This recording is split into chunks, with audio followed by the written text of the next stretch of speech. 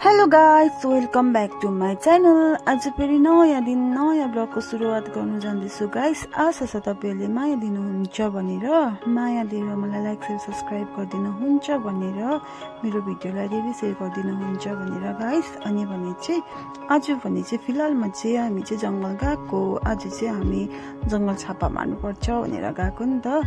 अन्त भने चाहिँ हामी चाहिँ जङ्गल भने चाहिँ दाउरा काट्नुको लागि गएको गाइस।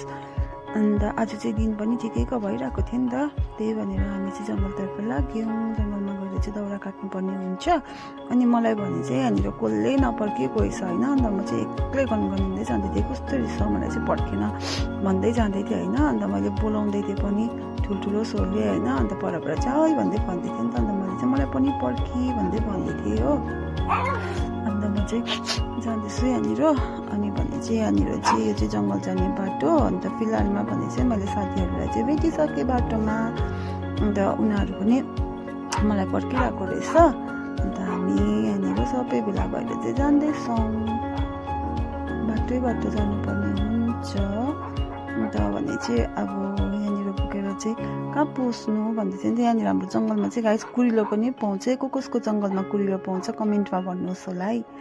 अन्त चाहिँ यहाँनिर चाहिँ म अगाडि लागेँ होइन। अब यहाँनिर पसेर चाहिँ कहाँ पस्नु पर्ने भन्ने हुन्छ नि त, तल माथि गर्दै पस्नुपर्ने हुन्छ। किनभने जङ्गलमा एकैठाउँ पस्यो भने दाउरा पाउँदैन गाइस। तपाईँको जङ्गलतिर दाउरा पाउँछ कि पाउँदैन है। अब जङ्गल जानेहरू छ भने चाहिँ, नभए भएदेखि चाहिँ अरूहरूलाई त याद हुँदैन है। अन्त यहाँनिर चाहिँ हामी तलमाथि गर्दै पस्दैछौँ नि त। अन्त भने चाहिँ यहाँदेखि उकालो चाहिँ हेर्नुहोस् न कस्तो खालको ठाउँ छ नि त, ढुङ्गा छ होइन। एउटा ढुङ्गा टेक्यो भने तल पल्टेर जान्छ। अनि म चाहिँ कहाँ पसौँ भन्दै थिएँ। मैले भन्दै थिएँ नि त, ल तिमीहरू दाउरा गर्नु छ, म चाहिँ यहाँनिर सबैले दाउरा बटुलेको चाहिँ चोरेर भारी पुऱ्याउँछु ल भन्दै चाहिँ यहाँ भन्दै चाहिँ दिदी उकालो लाग्नुभयो।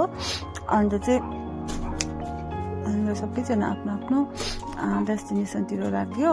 अन्त भने चाहिँ अब चाहिँ दाउरा खोज्नुपर्ने हुन्छ गाइस। अनि भने चाहिँ दिदी चाहिँ माथि जानुहुँदैछ। माथि पुग्यो भने चाहिँ दाउरा पाउँछ नि त, बाटोमा चाहिँ दाउरा पाउँदैन। त्यही भनेर चाहिँ दाउराको बाली पनि पुऱ्याइसक्यो। हामी दुईजना भने चाहिँ यहाँ बाटोमा पर्खिरहेको छौँ। अरूहरू चाहिँ निस्किनु भएको छैन। अनि चाहिँ माथि हेर्नुहोस् न, यस्तो जङ्गल चाहिँ ओह्रालो पर्ने हुन्छ। दिदी चाहिँ माथिबाट दाउरा माथि खोज्नु गएछ नि त, त्यही भएर लड्नु भएछ होइन। त्यहाँदेखि बारी बिग्रिनु भयो, फेरि बनाएर चाहिँ आउनुहुँदैछ। अन्त चाहिँ भन्दै थियो म चाहिँ हिँड्दै गर्छु होइन, ऊ र बहिनी चाहिँ हिँड्दै गर्छु। किनभने बहिनीको सानो नानी छ नि त, अन्त रुन्छ, दुध खुवाउनु पर्छ। तिमीहरू चाहिँ अरूलाई पर्खेर आएछ ल भन्दै थियो नि त। मैले ल स्टुडियोहरू गएको भन्दै जिस्काउँदै थिएँ नि त।